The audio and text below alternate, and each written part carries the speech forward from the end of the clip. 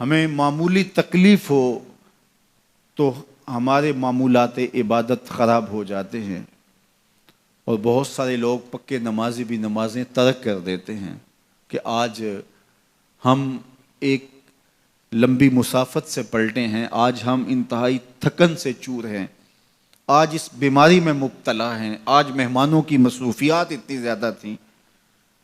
تو یہ وہ چیزیں ہیں، آج عید کے دن ہیں اور کاروباری مشکلات اتنی ہیں، کاروباری جو ہے وہ رش اتنا ہے کہ بس نماز کی فرصت نہیں مل پا رہی۔ ہمارے تو معمولی ماجرے ہیں، اللہ سے ہمارا ربط کمزور ہو جاتا ہے جب لوگ تھوڑا سا ہماری جانب جھکیں، یہ تھوڑا سا بدن تھک جائے، آپ کا کوئی عزیز انتقال کر جائے کسی گوٹھ میں، کسی دیہات میں، تو آپ اس کے جنازے پہ چلے جائیں۔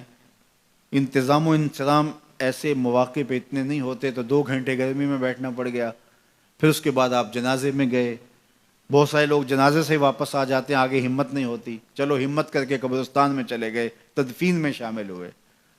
تدفین کرنے کے بعد جب واپس پلٹے تو سارے تھکے ہوئے ہوتے ہیں، اور پھر وہاں سے واپس گھر آئے تو آج کہتے ہیں بس آج برا حال ہے میرا۔ کیا ہوا؟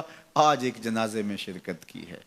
وہ جنازہ اپنے بیٹے کا نہیں تھا، وہ اپنے بھائی کا نہیں تھا، وہ کسی دور پار کے عزیز کا تھا، گاڑی پہ چل کے گئے ہیں، وہاں 5-6 گھنٹے لگ گئے، سپرد خاک کر کے قبر تک اتار کے آئے، اور بدن ٹوٹا ہوا ہے۔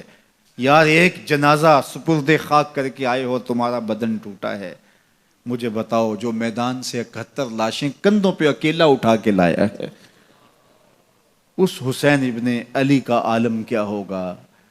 ایک تو یہ تھکن، بدن چور چور ہے اس تھکن سے، اور پھر لشکر اشقیاء کے سامنے جس پامردی سے لڑے، اور پھر آپ کے بدن کو تیروں سے، تلواروں سے اور نیزوں سے زخمی کیا گیا، بہت سارے نیزے بدن میں ٹوٹ گئے تھے، جس میں تیر پیوست تھے۔ اس حالت میں گھوڑے کی زین سے فرش زمین پر آتے ہیں۔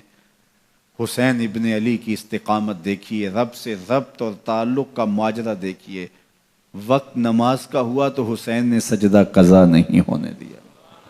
حسین ابن علی ہمیں بتاتے ہیں کہ اللہ کے ساتھ ہمارا ربط کسی صورت کے اندر بھی کمزور نہیں ہونا چاہیے۔ کربلا سے ہمیں یہ سیکھنا چاہیے کہ ہمارا اللہ کے ساتھ تعلق کبھی بھی کمزور نہ ہو۔ جو تکلیفیں، اذیتیں، مصائب بڑھ جائیں تو آپ کے سجدے بھی بڑھ جائیں، آپ صلاۃ الحاجت بھی پڑھیں، نفلی عبادات میں بھی اس کے حضور سجدہ ریز ہو۔ تمہیں خوشیاں زیادہ ملیں تو سجدہ شکر کرے اس کے حضور، خوشیاں زیادہ ملیں تو پھر بھی سجدے بڑھ جائیں، غم زیادہ ہوں تو پھر بھی سجدے بڑھ جائیں۔ معمول کی زندگی میں بھی رب سے تعلق کمزور نہیں ہونا چاہیے۔ یہ کربلا کا سبق ہے جو ہمیں سیکھنے کو ملتا ہے۔ عاشورے کی شب عبادات میں گزرتی ہے، اور آپ تاریخ میں پڑھیں کہ ان کے خیموں کے قریب جانے والے کو ایسے آواز آتی تھی جس طرح شہد کی مکھیوں کی بن بناہٹ کی آواز ہوتی ہے، یوں تسبیح و تحلیل میں لگے ہیں اور رات اللہ کی یاد میں بسر کرتے ہیں۔ یہ کربلا کا سبق ہے۔